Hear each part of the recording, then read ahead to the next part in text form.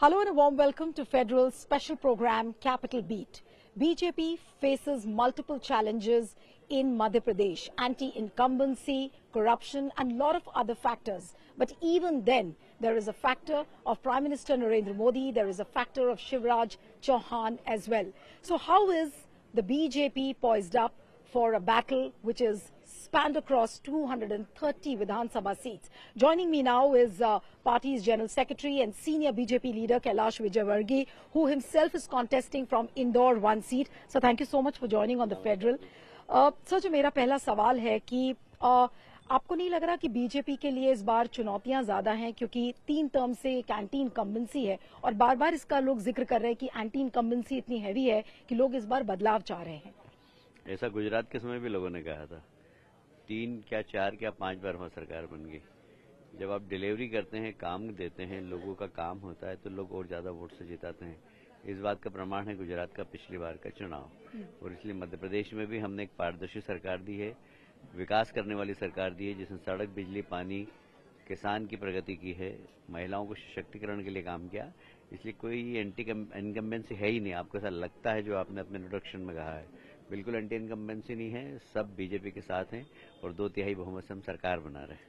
कांग्रेस का ये कहना है, उन्होंने करप्शन को एक बहुत बड़ा प्लैंक बना लिया है और अब जब नरेंद्र तोमर जो यूनियन मिनिस्टर हैं, उनके बेटे का जो वीडियो सामने आया है, उसको लेकर पार्टी की बहुत आलोचना हो रही है कि अब कांग्रेस बार बार इस बात को कह रही है कि भ्रष्टाचार अब एक्सपोज हो गया है बीजेपी का। उस पर आप क्या कहेंगे? ऐसे वीडियो मैं आपके भी बना सकता हूँ। आजकल जिस प्रकार का आप कह रहे हैं ये फेक वीडियो है? ये 100% फेक वीडियो है और नरेंद्र सिंह जी ने कहा है कि उसकी जांच करा लें। चुनाव के वक्त क्यों आए? अगर ऐसा था तो पहले आना था। और ये कुल मिलाकर भारतीय जनता पार्टी को बदनाम करने का षड्यंत्र है पूरी तरीके से, और ये फेक वीडियो है। और इससे जनता समझती है, क्योंकि नरेंद्र सिंह जी का जीवन बड़ा पारदर्शी, वो पार्षद रहे, विधायक रहे, मंत्री रहे, मध्य प्रदेश सरकार में सांसद रहे, मिनिस्टर रहे केंद्र सरकार में, एक नए पैसे का उनके ऊपर कोई दाग नहीं।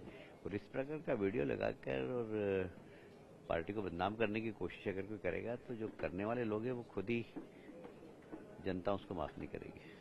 लेकिन सर, कई लोग ये भी कहते हैं कि ये कांग्रेस जैसे बीजेपी के लोग, आपने भी कहा कि ये षड्यंत्र है, पार्टी को बदनाम करने की कोशिश है। कई लोग इस बात की कॉन्स्पिरेसी थ्योरी स्प्रेड कर रहे हैं कि ये तो बीजेपी के अंदर का काम है, क्योंकि Narendra Singh Tomar chief minister ship के कंटेंडर थे, तो अगर उनको रेस से बाहर करना है तो इस तरीके का कोई वीडियो पार्टी के किसी अंदर के कार्यकर्ता ने किया होगा। क्या ये कॉन्स्पिरेसी थ्योरी, मैं इसको बोलूंगी, क्या ये सही है? ये प्रश्न पैदा ही नहीं होता हमारे यहाँ। कोई इस प्रकार की कोई कॉन्स्पिरेंसी नहीं होती कभी भी। ये कांग्रेस नहीं है भारतीय जनता पार्टी में। यहाँ हम एक दूसरे को आगे बढ़ाने के लिए काम करते हैं, एक दूसरे के टांग खींचने के लिए काम नहीं करते हैं। ये सब होता है कांग्रेस में। कांग्रेस के कैरेक्टर में और भारतीय जनता पार्टी के कैरेक्टर में बहुत अंतर है। हम एक दूसरे को सहयोग करते हैं। वो ग्वालियर से लड़ रहे हैं तो मैं यहाँ से बैठकर उनका सहयोग कर रहा हूँ। मैं इंदौर से लड़ रहा हूँ तो वहाँ से बैठकर मेरा वो सहयोग करना है। ये भारतीय जनता पार्टी। तो कांग्रेस और बीजेपी में अंतर यही है। आप बीजेपी को कांग्रेस से की मत समझिए प्लीज। कैलाश जी, आपका नाम चीफ मिनिस्टरियल रेस में चल रहा है। कई जगह मैं जा रही हूं तो जहां पर नरेंद्र सिंह तोमर का भी नाम आ रहा था, लेकिन अब ऐसा वीडियो सामने आया है तो अब मुझे नहीं पता वो सीएम रेस में होंगे या नहीं होंगे। शिवराज जी का भी पता नहीं है कि वो सीएम बनेंगे या नहीं बनेंगे, लेकिन आप बहुत एक प्रबल दावेदार सीएम पोस्ट के माने जा रहे हैं। बिल्कुल नहीं, मैं एक पार्टी का कार्यकर्ता हूँ। पार्टी ने मुझे आदेश दिया विधानसभा लड़ने का, मैं विधानसभा का चुनाव लड़ रहा हूँ और उसके आगे के बारे में मैं नहीं सोचता हूँ, पार्टी सोचेगी। और मैं तो सिर्फ एक कार्यकर्ता हूं, जो पार्टी आदेश देगी वो काम करता हूं। कैंपेन के शुरुआती दिनों में एक आपका वीडियो आया था जहां पे आपने कहा था कि मैंने तो सोचा ही नहीं था कि मुझे विधानसभा का चुनाव मैं लड़ूंगा। तो उस एक रिलक्टेंट स्पिरिट थी, जैसे कि चुनाव आप ना लड़ना चाह रहे हो, उस स्पिरिट से क्या आप कम्प्लीटली आप बाहर आ गए हैं और आप पूरा अपने 100% इस चुनाव को दिया है? देखिए, वो कार्यकर्ताओं के बीच में मैंने कहा था, क्योंकि मेरे लिए भी सरप्राइजिंग था वो टिकट। ऑलरेडी मेरा बेटा चुनाव लड़ रहा था, तो मैंने कहा कि जब उसको टिकट मिल रहा है तो हमारे यहाँ एक फैमिली से 2 टिकट देने की परंपरा नहीं है। तो इसलिए मैंने कहा जब वो लड़ रहा है तो फिर मैं क्यों लड़ूंगा। तो मैंने अपना माइंडसेट इस प्रकार का बना लिया था कि मैं संगठन का काम करूंगा। और पार्टी ने मुझे लड़ाने का निर्देश दिया तो स्वाभाविक था कि मुझे ऐसा लगा कि भाई मुझे नहीं लड़ना चाहिए, और इसलिए मैंने कहा था। बाकी अब तो कार्यकर्ता को उत्साह देखकर मैं डबल इंजन की तरह काम कर रहा है। कैलाश जी, मुझे ये बताइए कि अब जो पार्टी की रणनीति है, जैसे कलेक्टिव लीडरशिप का नाम लिया जाता है बीजेपी की तरफ से, छत्तीसगढ़ में भी वही चीज है, राजस्थान में भी वही चीज है, वही चीज अमूमन मध्य प्रदेश में भी देखने को मिल रही है कि कलेक्टिव लीडरशिप पर पूरा चुनाव लड़ा जाता है। मोदी जी का चेहरा होता है, सीएम कौन होगा उसके बारे में नहीं डिक्लेयर किया जाता। क्या ये रणनीति वाकई में बीजेपी की सही है? और खासकर मैं मध्य प्रदेश के संदर्भ में इसलिए पूछ रही हूँ क्योंकि कांग्रेस के जो नेता हैं कमलनाथ, उनको तो चेहरा बनाया गया है। क्या वो एक बीजेपी के लिए ड्रॉबैक नहीं है कि एक फेसलेस इलेक्शन में बीजेपी जा रही है? आप हमेशा कांग्रेस से बीजेपी को कंपेयर करते हैं, इसलिए बीजेपी के बारे में इस प्रकार की क्योंकि टिप्पणी कांग्रेस करते हैं। प्रतिद्वंदी है आपकी। ऐसा है कि आपको शायद पता नहीं है कि हम पहले से बचपन में नारे लगाते आ रहे हैं कि भाजपा की क्या तैयारी, बच्चा बच्चा अटल बिहारी। हमने कभी दूसरा सोचा ही नहीं है, और इसलिए भारतीय जनता पार्टी का कैरेक्टर अलग है। आपका माइंडसेट कांग्रेस जैसा है, इसलिए आप कांग्रेस जैसे प्रश्न मुझसे पूछ रही हैं। भारतीय जनता पार्टी को पहले समझिए, उसके बाद इस प्रकार का प्रश्न करिए। हमारे यहाँ हम लोग जो सेंट्रल लीडरशिप निर्णय करती है उसके पीछे चलते हैं। इस बार निर्णय क्या है, किसी भी राज्य में हम फेस आगे नहीं करेंगे, तो ये पार्टी का निर्णय है और हम उसको फॉलो कर रहे हैं। इस पे किसी प्रकार की कॉन्स्पिरेंसी नहीं और किसी प्रकार की कमजोरी भी नहीं। अब डबल उत्साह से लड़ रहे हैं हम और पहले से ज्यादा सीटें हमारी आएगी। सर, मैं बस आपको थोड़ा सा यहाँ करेक्ट करूंगी कि मैं किसी पार्टी की प्रवक्ता नहीं हूं और ना ही मैं किसी के बिहाफ पे यहाँ पे सवाल आपसे कर रही हूँ। एक पत्रकार जो न्यूट्रली एक सवाल करता है, उसी के नाते मैं आपसे सवाल पूछ रही हूँ। लेकिन जो मेरा अगला सवाल है कि मैं जहां जहां भी गई हूँ, मैंने काफी ट्रैवल किया, लाडली स्कीम काफी लोकप्रिय है और चप्पे चप्पे पर जितनी भी महिलाओं से मैं मिली हूँ, उन्होंने सिर्फ लाडली स्कीम के बारे में बात की है। क्या इसका श्रेय शिवराज जी को नहीं जाता? देखिए, ऐसा है कि स्कीम कोई सी भी हो, ये चूंकि एकदम नई स्कीम है इसलिए भी सबकी जुबान पर है। पर पहले से हमारी देखें, लाडली बेटी योजना, गांव की बेटी योजना, लाडली लक्ष्मी योजना, मुख्यमंत्री कन्यादान योजना, लाडली बहना योजना, ये सब महिला सशक्तिकरण के लिए मध्य प्रदेश में शुरू से योजनाएं चल रही है। लेकिन ये शिवराज जी का ही देन है ना, शिवराज जी का ब्रेन चाइल्ड था। भाई, भारतीय जनता पार्टी की सरकार है, भारतीय जनता पार्टी का है। खाली शिवराज जी कहीं क्यों बोल रही हैं आप?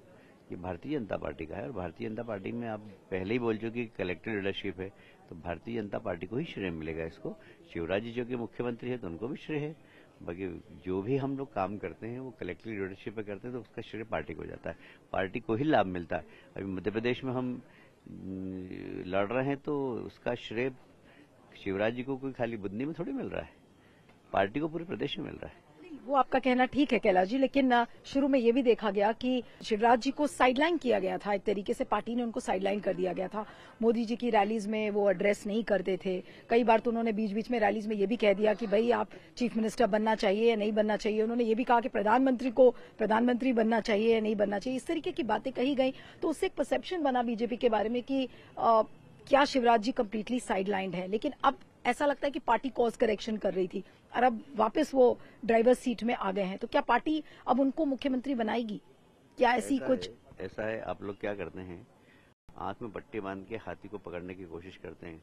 कभी पैर पकड़ते हैं तो आप कहते हैं खंबा है, कभी पूंछ पकड़ते हैं तो आप कहते हैं रस्सी है।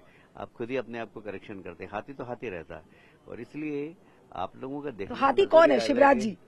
आपका देखने का नजरिया अलग है और इसलिए आप इस हिसाब से देखें कि हाथी है तो भारतीय जनता पार्टी है, हम लोग उसके हिस्से हैं। और इसको इस नजरिए से देखिए कि भारतीय जनता पार्टी में कलेक्टिव लीडरशिप है। कलेक्टिव, यदि आप कह रहे हैं शिवराज जी की स्कीम में, तो फिर शिवराज जी को फायदा मिलना चाहिए। इसमें तो पूरी पार्टी को फायदा मिल रहा है, तो पार्टी की स्कीम है। आप इसको इंडिविजुअल फिर पार्टी, इंडिविजुअल, आप खुद ही कंफ्यूज हैं। नहीं, मैं कंफ्यूज नहीं हूं। मैं तो जो जमीन पे जो हालात देख रही हूं, मैं उसके बेसिस पे पूछ रही हूं। लेकिन ये बात सही है और इसका श्रेय बीजेपी को देना पड़ेगा कि जो 3 महीने पहले जो एक सिचुएशन बीजेपी के लिए नजर आ रही थी कि बीजेपी बहुत अच्छा शायद ना कर पाएगी और कांग्रेस के तमाम लीडर्स वो 160, 170 का दावा कर रहे थे। आज जो सिचुएशन है वो नेक एंड नेक फाइट की है कि बीजेपी ने काफी ग्राउंड कवर किया है। उसका ये भी एनालिसिस आपका है। नहीं, हम तो शुरू से कह रहे थे कि हम तो अब सरकार बनाने वाले हैं। या आप लोग ही एनालिसिस करते हैं, आप ही अपने आप को करेक्ट करते हैं। हम तो पहले दिन से कह रहे हैं कि 2/3 बहुमत से हमारी सरकार बन रही है। आज आप कह रहे हो हम नेक और नेक, में जिस दिन परिणाम आएगा उस दिन आप कहेंगे हाँ भारतीय जनता पार्टी 2/3 बहुमत से सरकार बना रही है। आप अपना एनालिसिस करते हैं, बताते, फिर अपने आप को आप सुधारते हैं, फिर प्रश्न पूछते हैं। भारतीय जनता पार्टी शुरू दिन से 2/3 बहुमत से सरकार बनाने वाली थी, आज भी 2/3 बहुमत से सरकार बनाने वाले हैं। 3 तारीख को रिजल्ट आएगा तो भारतीय जनता पार्टी का मुख्यमंत्री कौन होगा इस पर चर्चा होगी। इसकी कॉन्फिडेंस का कारण क्या है? मोदी जी की गारंटी है या जो वाकई में शिवराज सरकार की जो सरकार ने जो काम किया है वो है? सभी है। डबल इंजन की सरकार है। प्रधानमंत्री जी की गरीब कल्याण की योजना है, आज प्रधानमंत्री आवास योजना के 4 करोड़ लोगों का मकान मिले हैं। मध्य प्रदेश में लगभग 45 लाख लोगों को मकान मिले हैं। उज्ज्वला योजना के 10 करोड़ लोगों को गैस के चूल्हे मिले। मध्य प्रदेश में लगभग 1 करोड़ लोगों को मिले हैं। इसका लाभ मिलता है ना। आज प्रधानमंत्री अन्न योजना के माध्यम से 80 करोड़ लोगों को अन्न मिल रहा है। मध्य प्रदेश में लगभग हमारी पॉपुलेशन का 70% लोगों को मिल रहा है। इसका लाभ मिल रहा है ना। तो ये गरीब कल्याण की योजना है, चाहे प्रधानमंत्री जी की हो चाहे राज्य सरकार की हो, उसका लाभ हमको मिल रहा है। कितनी सीटों का आकलन सर आप कर रहे हैं कि लगभग कितनी सीटें आएंगी? आपने 2/3 कहा है, लेकिन एक अनुमान होगा, एक रफ एस्टिमेट की बीजेपी को कितनी सीटें मिलेंगी? कम से कम 150, कम से कम, ज्यादा में फिर 175 कह सकते। और 150 और 160 कांग्रेस भी क्लेम कर रही है।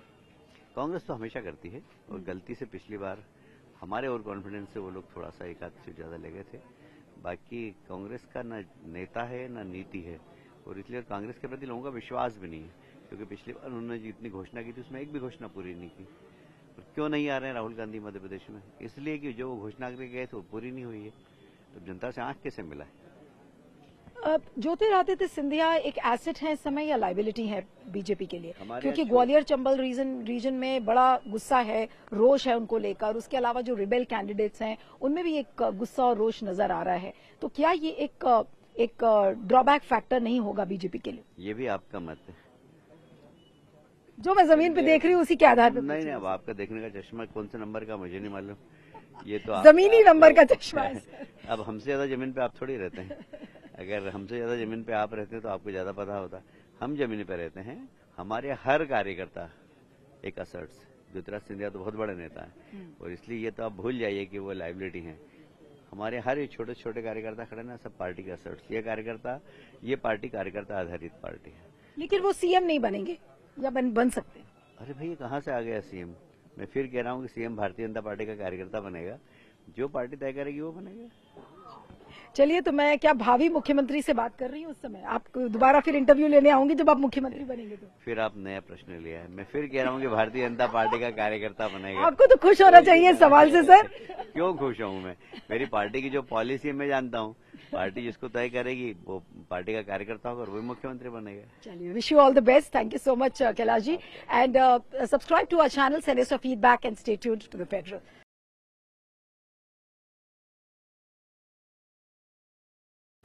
Subscribe to the Federal's YouTube page for more news and updates.